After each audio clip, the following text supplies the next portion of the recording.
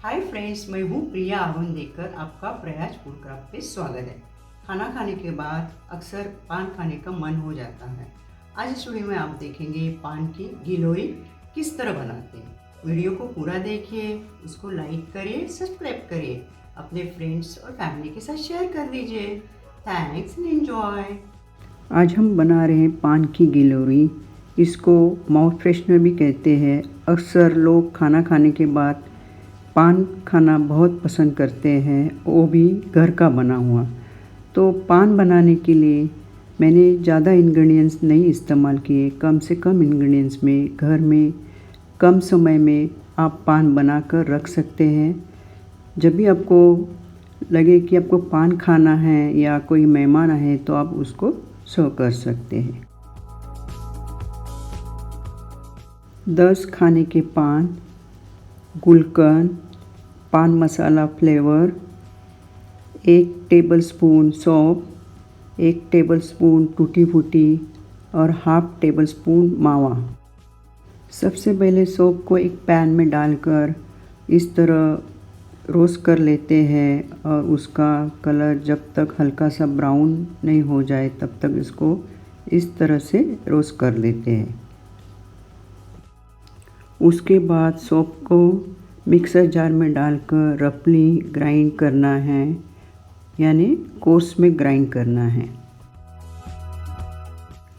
सभी पान्स को अच्छी तरह से धोकर सुखा दिए हैं और फिर इस तरह सीजर से उसके ऊपर का जो डंडी है उसको निकाल देते हैं और ऐसे छोटे छोटे पीसेस कर देने हैं। अगर कहीं पान साइड में थोड़ा सा ख़राब लगे तो उसको सीजर से निकाल कर साइड में कर लेते हैं।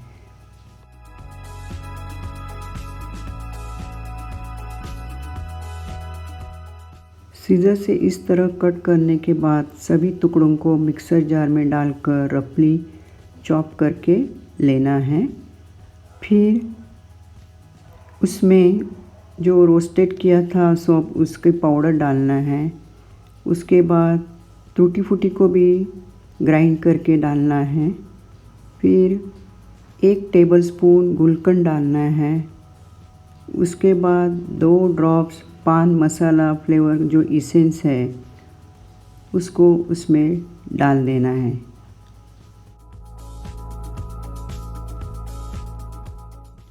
आखिर में हाफ टेबलस्पून मावा यानी खोया उसके अंदर डाल देना है और पूरे मिक्सचर को हाथ से इस तरह से मिक्स कर देना है। अगर आपको लगे मिक्स करते वक्त मिक्सचर अच्छी तरह से बाइंडिंग नहीं हो रहा है तो उसमें हाफ टेबलस्पून गुलकंद और मिलाना है और फिर अच्छी तरह से पूरे मिक्सचर में मिक्स करके ऐसे हाथ में बाइंड करके हथेली में एक ऐसे ओवल शेप की गिलोरी बना देनी है। अब या राउंड शेप की एक गिलोरी आप बना सकते हैं।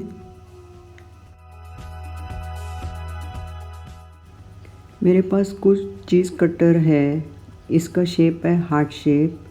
अब ये दूसरा है उसका शेप है स्क्वायर और जो नीले रंग का है उसका है फ्लावर का। तो इसका मैं इस्तेमाल करूँगी। यहाँ मैंने थोड़ा मिक्सचर हाथ में बाइंड करके उसमें भर दिया है और फिर इस तरह उसको अच्छी तरह से भरने के बाद उसको फिर ट्रे पे या प्लेट पे उसका जो शेप है वो निकाल दिया।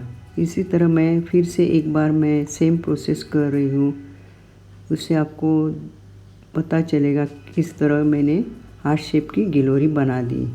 अब मैंने ये स्क्वायर शेप का लिया है, उसी में भी मैंने सेम प्रोसेस से पूरे मिक्सचर को भर के इस तरह उसका निकाल लिया। अब फिर से एक बार सेम स्क्वायर शेप के इसमें मिक्सचर भर कर इस तरह से दूसरी गिलोरी मैंने स्क्वायर शेप की बना दी।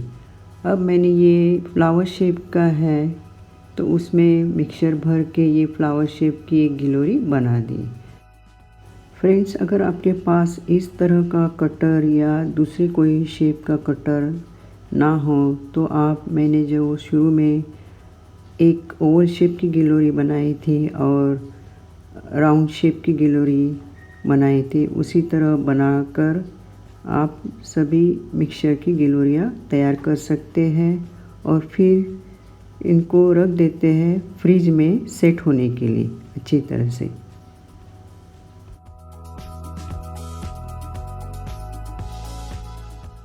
पूरे मिक्सचर से मैंने पान की 15 गिलोरीज बना दी। उसमें से 5 गिलोरीज को मैं यहाँ चांदी का वर्क लगा रही हूँ। अगर आपके पास चांदी का वर्क है तो आप लगा दीजिए, नहीं तो ऐसे ही रख दीजिए, बस ये ऑप्शनल है।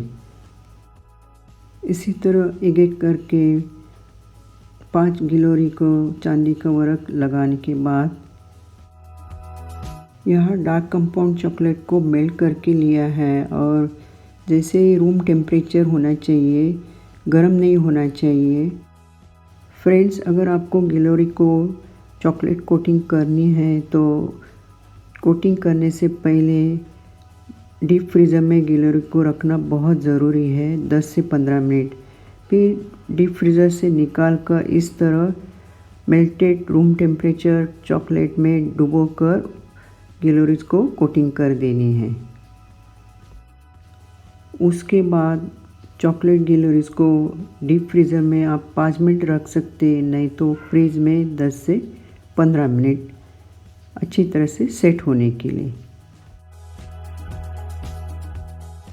अच्छी तरह से चॉकलेट गिलोरी सेट होने के बाद अगर लगे वहाँ एक्सेस चॉकलेट है तो उसको नाइफ या सीजर के सहायता से कट कर देना है।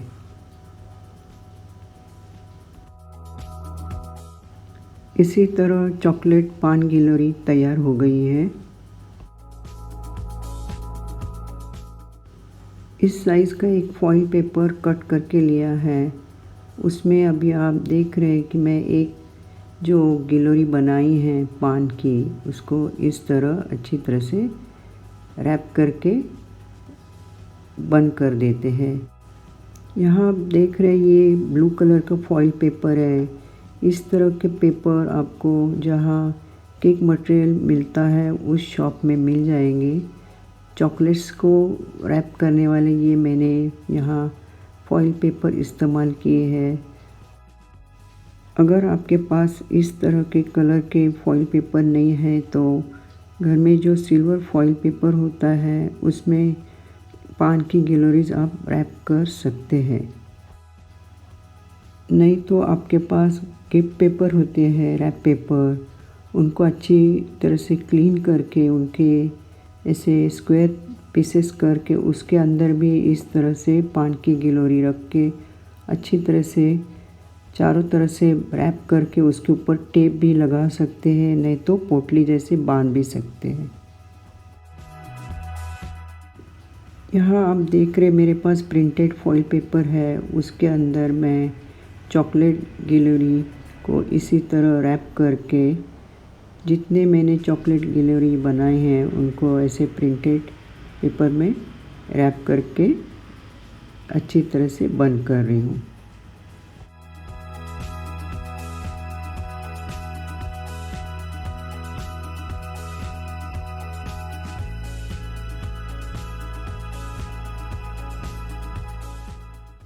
यहाँ आप देख सकते हैं मैं एक चॉकलेट गिलोरी को इस तरह सेंटर में कट करके अंदर आप देख सकते हैं पूरा पान है और ऊपर से चॉकलेट की कोटिंग है।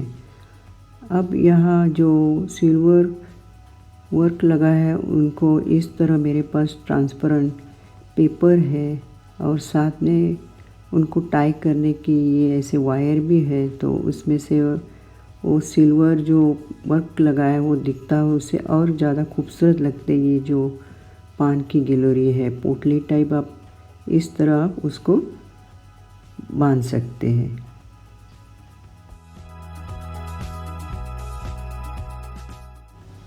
आपने देखा मैंने 15 गिलोरी बना दी, उसमें से 5 गिलोरी मैंने ऐसे ही फॉइल पेपर में रैप कर दी। फिर 5 गिलोरी को मैंने चॉकलेट कोटिंग करने के बाद फॉइल पेपर में रैप कर दी और 5 गिलोरी के ऊपर चांदी का वर्क लगाने के बाद ट्रांसपेरेंट पेपर में पोटली जैसे रैप करके मतलब बांध दिया है वायर से। आपको जो गिलोरी पसंद है वो गिलोरी बनाकर आप फ्रिज में रख सकते हैं।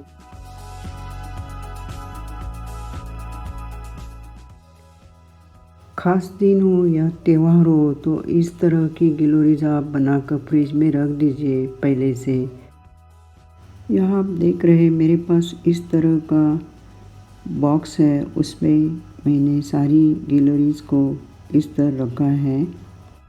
आप चाहे तो अपने पसंद से कोई और प्लेट या जिस तरह आपको गिलोरीज को रखना है आप रख सकते हैं। और जब खाना खाने के बाद एक गिलोरी फॉइल पेपर से रैप किए हुए उसको खोल देंगे, तब पान की अच्छी खुशबू आ जाएगी। खुशबू सुनते ही आपका मन करेगा गिलोरी खाने का। जब आप ये गिलोरी खाओगे तो आपको बहुत अच्छा मज़ा आ जाएगा। फ्रेंड्स, आप सभी गिलोरीज को इस तरह पेपर में रैप करेंगे तो उसकी खुशबू अंदर बंद रहेगी और उसका स्वाद भी बढ़िया आ जाएगा। इस तरह की पान की गिलोरीज आप बनाइए और अपने फ्रेंड्स और फैमिली के साथ खाना खाने के बाद एंजॉय करिए। फिर मिलेंगे एक नई रेसिपी के साथ। बाय।